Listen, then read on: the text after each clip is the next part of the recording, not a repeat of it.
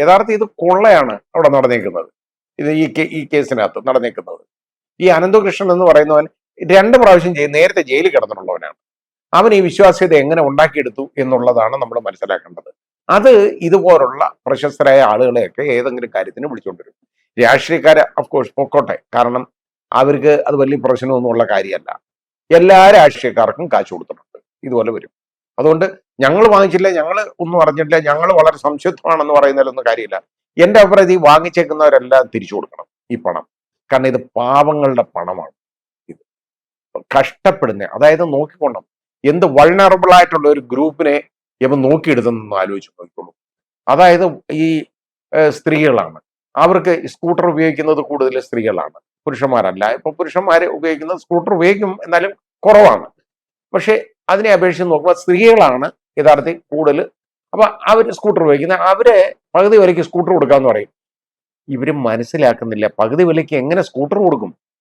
അപ്പൊ അതിന് കൊടുത്ത ഒരു എക്സ്പ്ലനേഷൻ എന്ന് പറയുന്നത് CSR ഫണ്ട്, കമ്പനിയുടെ CSR ഫണ്ട്, കമ്പനിയുടെ CSR ഫണ്ട് ഇതുപോലുള്ള കാണുന്ന ഒരുത്തിന് കൊടുക്കാനെന്നുള്ളതല്ല. അതൊന്നും അങ്ങനെ കൊടുക്കാൻ പറ്റത്തില്ല. 2% മുതൽ 3% വരെയൊക്കെ കൊടുക്കാം. അത് ഇതിനൊന്നും അല്ല കൊടുക്കേണ്ടത്. പൊതുജനങ്ങൾക്ക് ഉപകരിക്കുന്ന രീതിയിലുള്ള എന്തെങ്കിലും പ്രവർത്തനങ്ങൾക്ക് വേണ്ടി യൂസ് ചെയ്യാനൊക്കെ ഉള്ളൂ. അതല്ലാതെ ഇതിനൊന്നും യൂസ് ചെയ്യാൻ പറ്റത്തില്ല. ഇതുപോലെ ഒരു പ്രൈവറ്റ് പേഴ്സണ് വേണ്ടി ഇതൊന്നും കൊടുക്കാൻ പറ്റത്തില്ല. ഇപ്പൊ ഈ ആനന്ദകുമാറിനെ വിശ്വസിച്ചാണ് പലരും, കാരണം അയാൾക്കൊരു ഒരു നല്ലൊരു ഇമേജ് അയാൾ ക്രിയേറ്റ് ചെയ്തിരുന്നു കേട്ടോ. പക്ഷെ ഇപ്പൊ മനസ്സിലാക്കുന്നത് എന്താണെന്നറിയോ, അയാളുടെ അക്കൗണ്ടിലേക്ക് 2 കോടി രൂപ പോയിട്ടുണ്ടെന്നുള്ളതാണ് ഈ അനന്തകൃഷ്ണൻ തെളിവ് കൊടുത്തത്. ഇതാണ്. അപ്പൊ അതോടുകൂടി അയാളുടെ ഇമേജ് എന്താണെന്ന് നമുക്കറിയാമല്ലോ. അപ്പൊ ആ രീതിയിലായി ഇപ്പൊ അയാൾ വഴിയാണ്, അയാളെ മുൻനിർത്തി ഈ പണി അങ്ങോട്ട് ചെയ്യാൻ തുടങ്ങി. അയാള്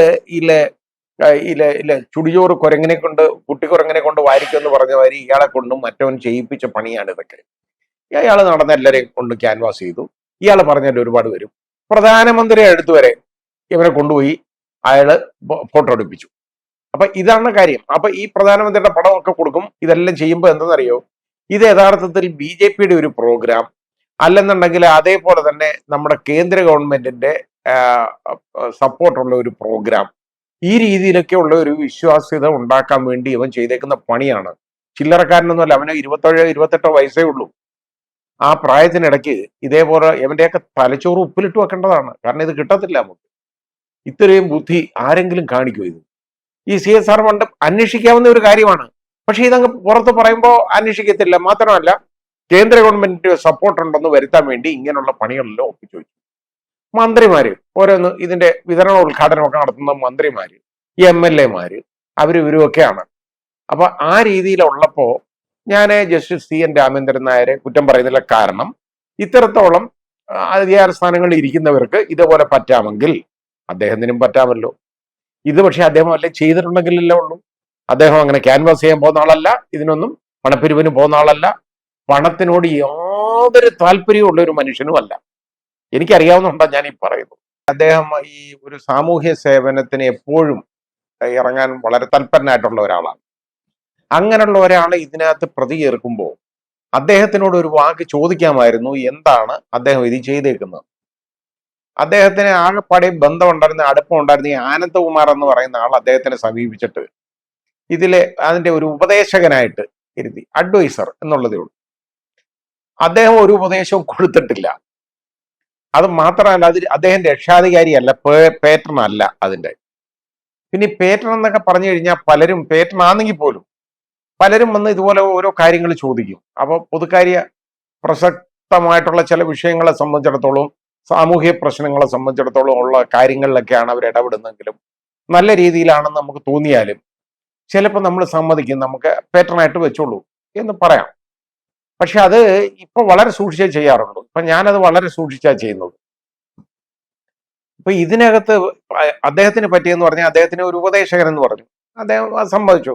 കാരണം നല്ല കാര്യമല്ലേ, ഒരുപാട് സ്ത്രീകൾക്ക് ഇതുപോലൊക്കെ കൊടുക്കുന്നതാണ്. അത് തയ്യൽ മെഷീൻ കൊടുക്കും, മറ്റേത് കൊടുക്കും, പിന്നെ ഈ ലാപ്ടോപ്പ് കുട്ടികൾക്ക് കൊടുക്കും, അതേപോലെ തന്നെ സ്കൂട്ടർ പതിവരയ്ക്ക് കൊടുക്കും എന്നൊക്കെ പറഞ്ഞപ്പോൾ നല്ലൊരു സ്കീമാണ് എന്നുള്ളത് കൊണ്ട് ആണ് അദ്ദേഹം അതിനകത്ത് ഉപദേശകനായിരിക്കാം എന്നുള്ളത് ആയിക്കോട്ടെ എന്ന് സമ്മതിച്ചത്. കുറച്ച് കഴിഞ്ഞപ്പോൾ ഇതിന്റെ പണപ്പിരിവ് കണ്ടപ്പോൾ അദ്ദേഹത്തിന് മനസ്സിലായി ഇത് പ്രശ്നമാണെന്ന്. അപ്പോൾ അദ്ദേഹം അന്നേരമേ അത് പറഞ്ഞു, ഞാൻ ഇതിലില്ല, എന്നെ അതിൽ നിന്ന് അങ്ങ് മാറ്റിയേക്ക്, ഞാൻ ഇതിനകത്തൊന്നും ഇല്ല എന്ന് പറഞ്ഞു. പക്ഷെ അവിടെ അദ്ദേഹത്തിന് പറ്റിയ ഒരേ ഒരു പാളിച്ചെന്ന് പറഞ്ഞാൽ അദ്ദേഹം ഒരു കംപ്ലൈന്റ് കൊടുക്കണമായിരുന്നു. ഇതറിഞ്ഞപ്പോൾ ഇങ്ങനൊരു പ്രശ്നമുണ്ട്, ഇത് എനിക്ക് ഇതിനകത്ത് സംശയമുണ്ട്, അതുകൊണ്ട് ഞാൻ ഇതിൽ നിന്ന് മാറിയിട്ടുണ്ട്, ഞാൻ ഇതിനകത്തൊന്നും ഇല്ല എന്ന് ഒന്ന് പറയാമായിരുന്നു. അത്രയും മാത്രമേ ഉള്ളൂ അദ്ദേഹത്തിനെ പറ്റിയിട്ടുള്ള ഒരു തെറ്റെന്ന് ഞാൻ കാണുന്നത്. അല്ലാതെ വേറെ ഒന്നും അദ്ദേഹം ചെയ്തിട്ടില്ല. അങ്ങനെ ചെയ്യുന്ന ആളല്ല അദ്ദേഹം. അദ്ദേഹത്തിനെ അറിയാവുന്നവർക്കറിയാം ആരാണെന്ന്. വളരെ സംശുദ്ധമായ മനസ്സ് ഉള്ള ഒരു മനുഷ്യനാണ്. വളരെ നേരെ പോകുന്ന, അതായത് സ്ട്രെയിറ്റ് ഫോർവേഡ് ആയിട്ടുള്ള ഒരു ജഡ്ജി ഞാൻ കണ്ടേക്കുന്നത് അങ്ങനെയുള്ള ആളാണ്. അപ്പൊ ഇതിനകത്ത് അല്ലെങ്കിൽ അത് വേറെ കാര്യമുണ്ട്, എവരുടെ തെളിവ് എന്തെങ്കിലും ഉണ്ടെന്നിരിക്കട്ടെ. ഇപ്പൊ ഈ അനന്തകൃഷ്ണന്റെ മൊഴി അനുസരിച്ച് ഓരോരുത്തരെയൊക്കെ കക്ഷി ഇറക്കുമ്പോൾ അവന്റെ കയ്യിൽ തെളിവുണ്ട്, ഇത്ര രൂപ കൊടുത്തിട്ടുണ്ട്, ഇതൊക്കെ വല്ലവരുടെയും കാശല്ലേ, അവന് കൊടുക്കുന്നതിന് എന്താ, ആർക്ക് വേണമെങ്കിലും എടുത്ത് കൊടുക്കാം. പക്ഷേ ഇദ്ദേഹത്തിന്റെ അക്കൗണ്ടിലേക്ക് എങ്ങനെ പണം പോയിട്ടുണ്ടെങ്കിൽ അത് പ്രശ്നം, ഇല്ലെങ്കിൽ അതൊന്നും വരുന്നില്ല. അപ്പൊ അതൊന്നും പരിശോധിക്കാതെയും അദ്ദേഹത്തിനെ കണ്ടൊന്ന് ചോദിക്കാൻ പോലുമുള്ള ഒരു മനസ്സ് കാണിക്കാതെയും പോലീസ് ഡയറക്റ്റ് ആയിട്ട് ഇതുപോലുള്ള ഒരാളെ പിടിച്ച് അങ്ങ് പ്രതിയാക്കുക. അദ്ദേഹത്തിന് എന്തുമാത്രം നാണക്കേട് ഉണ്ടായിട്ടുണ്ടെന്നറിയാം. ഇത് നമുക്ക് മനസ്സിലാക്കേണ്ട ഒരു കാര്യമാണ്.